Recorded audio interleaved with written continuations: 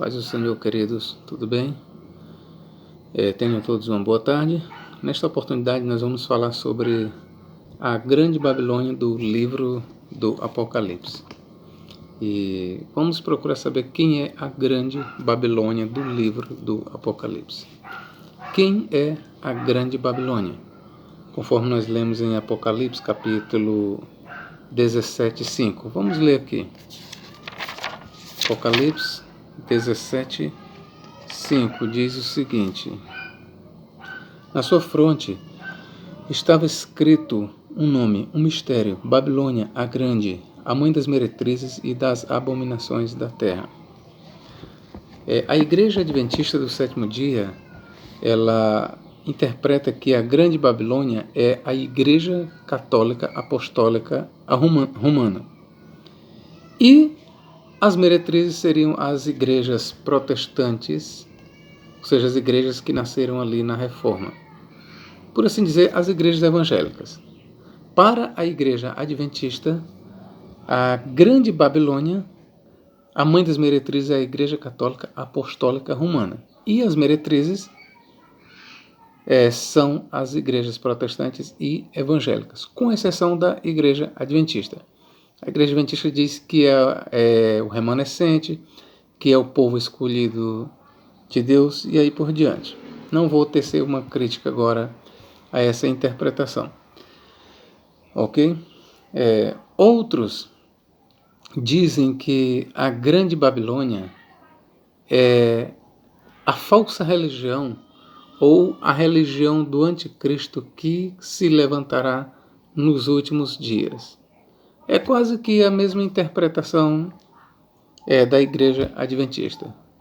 A diferença é que alguns evangélicos, mesmo das igrejas protestantes e evangélicas, eles entendem que por Grande Babilônia está em foco a falsa religião, a religião que cultuará o anticristo nos últimos dias. É assim que é encarada a questão. Outros dizem que devemos fazer uma distinção entre as duas Babilônias. Segundo esses intérpretes, há no Apocalipse duas Babilônias. Uma Babilônia política, é o sistema político, e uma Babilônia religiosa, que é o sistema religioso corrupto dos últimos dias. Aqui eu já vou logo dizer que não há duas Babilônias no livro do Apocalipse. Não há. Só há uma Babilônia. Só há uma Babilônia no livro do Apocalipse. Com o desenrolar do nosso estudo, a gente vai mostrando isso. Mas, enfim, de acordo com o autor do Apocalipse, quem é a Grande Babilônia? Eu já falei para você aqui a interpretação a partir da Igreja Adventista. Já falei a interpretação a partir de alguns mestres do protestantismo, da ala evangélica. Mas nós vamos querer saber agora quem é a Grande Babilônia na visão de quem escreveu o livro do Apocalipse. É para isso que eu estou fazendo esse vídeo. Eu não quero saber o que é a Grande Babilônia na visão da Igreja Adventista. Não, eu não quero saber, isso não me interessa. Também não me interessa o que é a Grande Babilônia na visão dos protestantes e evangélicos. Não tem nenhum peso para mim o que pensam certos comentaristas evangélicos sobre a Grande Babilônia. Não tem peso para mim o que pensam alguns protestantes sobre a Grande Babilônia.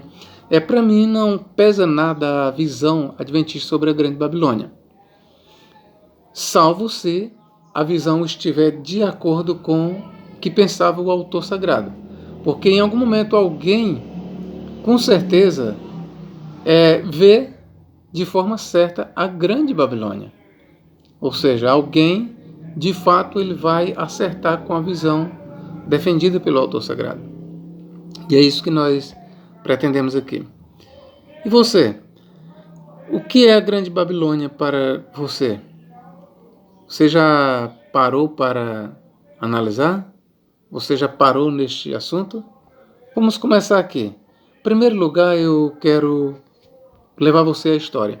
O livro do Apocalipse, acredita-se que ele foi escrito nos dias de Domiciano, que reinou entre os anos 81 a 96 depois de Cristo.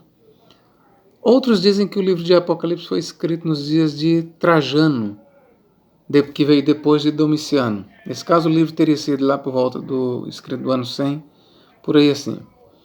Bom, mas a maioria acredita que o livro do Apocalipse foi escrito, já que foi nos tempos de Domiciano, que foi escrito num tempo de severa perseguição contra a igreja.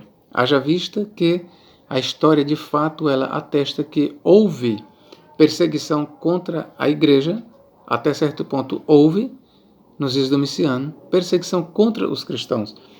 E com base na maioria dos estudiosos, até mesmo dos pais da igreja, eles dizem que o Apocalipse foi escrito nos dias de Domiciano. Ok? Por que eu estou trazendo esse dado? Porque para nós interpretarmos um livro desse, nós temos que voltar ao tempo. Nós temos que procurar saber, conhecer o contexto social, o contexto político, o contexto religioso da época. Qual era o poder dominante no tempo que o livro foi escrito e onde o livro foi escrito. O próprio livro do Apocalipse, ele, logo no começo, ele diz que foi escrito para as 7 igrejas da Ásia. Então, o livro do Apocalipse ele foi escrito para a igreja. Então, de cara, você já fica logo sabendo que o livro do Apocalipse foi escrito para a igreja. Ok? Principalmente para as igrejas da Ásia Menor. Isso é importante que tenha em mente. Segundo, não é tão importante quem foi que escreveu o Apocalipse. A tradição diz que foi o apóstolo João, mas isso não vai mudar a mensagem do livro. Se foi o apóstolo, se foi o ancião, se foi um profeta, se foi um vidente, seja lá quem foi que escreveu o livro do Apocalipse, a mensagem continuará a mesma. Ou que tenha sido o apóstolo, ou que tenha sido um ancião, ou que tenha sido vidente, ou que tenha sido um profeta da igreja primitiva, a mensagem do Apocalipse, ela continuará a mesma. Que tenha sido um apóstolo ou não, não vai ter mais autoridade o livro. Ok, queridos? Então, sobre o autor, neste ponto não vai pesar nada em saber quem foi e quem não foi. Ok? Vamos lá. Ela é descrita como uma meretriz. Vamos lá. Primeiro, a Grande Babilônia, ela é descrita como uma meretriz em Apocalipse 17:1, que diz: E vi um dos 7 anjos que tem 7 taças e falou comigo, dizendo: Vem, mostrar-te-ei o julgamento da grande meretriz. Vem, mostrar-te-ei o julgamento da grande meretriz. Bom, a palavra a grande ou da grande meretriz em grego é tes, pornes, tes, megales, da grande meretriz. Então, a Babilônia ela é descrita como uma mulher, como uma prostituta, como uma meretriz. Mas o autor do Apocalipse ele vai cada vez mais dando sinais para a gente saber quem ou o que significa essa grande meretriz. E o que seria essa grande meretriz?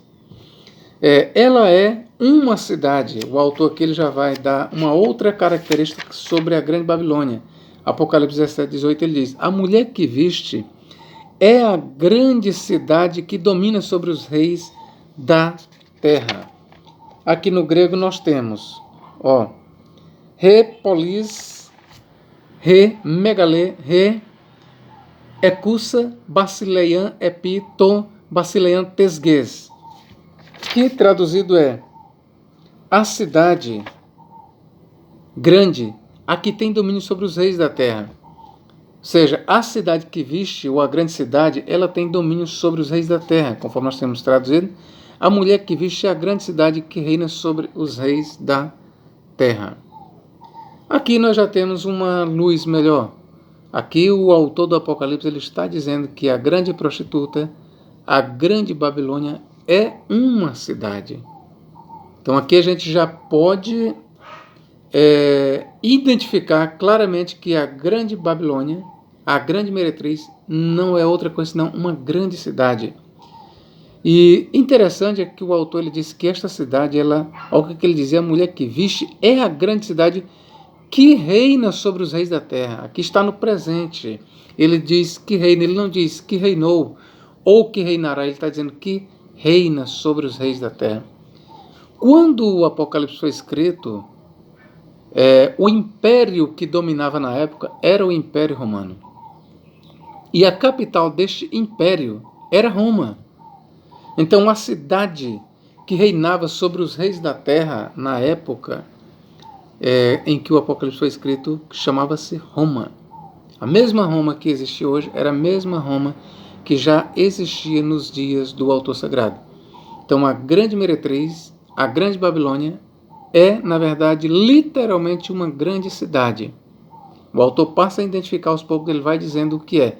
E aqui ele diz que é uma grande cidade. E ele vai mais além, ele diz que essa grande cidade, ela reina sobre os reis da terra. E sabemos que quando o Apocalipse foi escrito, a cidade que tinha domínio sobre os reis da terra, a cidade que exercia domínio político e, por assim dizer, irreligioso, era Roma. Ok? Aqui eu já rebato a ideia de que existe duas Babilônias, uma política e outra religiosa, não. A Babilônia que dominava sobre os reis da terra, ela é tanto política como religiosa. O sistema político e religioso de Roma andavam juntos. A religião que dominava sobre os reis da terra, quando o livro do Apocalipse foi escrito, era a religião romana, era o politeísmo. E destacava-se também o culto a César, o culto a Augusto. E diz a história que Domiciano ele perseguiu os cristãos porque eles se recusavam a adorá-lo como Deus. Os imperadores, principalmente Domiciano, ele reivindicava adoração para si, ele dizia que era um Deus na terra. Então essa era uma das razões por que a igreja foi perseguida pelos imperadores, ali a partir de Domiciano e aí por a frente, ok, queridos? Outra coisa, está edificada sobre 7 montes. Aqui o autor do Apocalipse ele vai dar mais uma luz para nós sabermos realmente que é Roma. Não basta apenas dizer que ela reina sobre os reis da terra, mas ele vai dar mais outro sinal aqui, ó. Aqui está o sentido que tem sabedoria. As 7 cabeças são os 7 montes, nos quais a mulher está sentada. São também 7 reis. Ó, grave bem. São também 7 montes nos quais a mulher está sentada, ou seja, está edificada. Sabemos que Roma era na antiguidade conhecida como a cidade das 7 colinas. Tinha até algumas moedas que traziam um desenho assim de Roma, edificada sobre 7 colinas. Então Roma, principalmente na época em que o Apocalipse foi escrito, era conhecida como a cidade das 7 colinas. Esse epíteto a gente vê nos escritos de alguns dos pais da igreja. É comum se referir a Roma como a cidade das 7 colinas, como a cidade dos 7 montes. Então, o que nós temos aqui é uma informação histórica, que a história comprova, a arqueologia comprova, tá certo? Aqui está o sentido que tem sabedoria. As 7 cabeças são 7 montes nos quais a mulher está sentada. São também 7 reis. Não vou falar aqui agora sobre os 7 reis, mas de relance eu vou aqui dizer para vocês o seguinte: 7 reis tem a ver com os Césares de Roma. Quer você entenda 7 no sentido literal, quer você entenda 7 no sentido simbólico, como representando toda a sucessão dos Césares de Roma. Entenda que esses 7 reis aqui, eles têm a ver com Roma, ou seja, 7 reis aqui, quer sejam literais, quer sejam 7 como representando toda a sucessão de imperadores até a época em que o Apocalipse foi escrito. Então o autor tem em mente aqui 2 coisas no 7. Ele tem em mente, primeiro, 7 colinas ou 7 montes sobre as quais Roma está edificada, e também nas 7 cabeças ele tem em vista 7 Césares, ou 7 reis de Roma. E aqui eu volto a dizer, se você quiser entender 7 como apenas 7 imperadores mesmo, ou 7 representando a sucessão de imperadores, fique à vontade. O certo E inquestionável é que 7 reis aponta para 7 Césares de Roma. Então aqui o autor ele nos dá mais indícios. Primeiro indício, é uma cidade. Segundo, esta cidade está edificada sobre 7 montes. E o outro simbolismo das 7 cabeças é que são 7 reis, ou seja, 7 Césares. Então tudo aqui está apontando para a cidade de Roma. Tudo está apontando para a cidade de Roma. Outro indício aqui, Apocalipse 17, 6. Vamos ver o que é que nos diz aqui.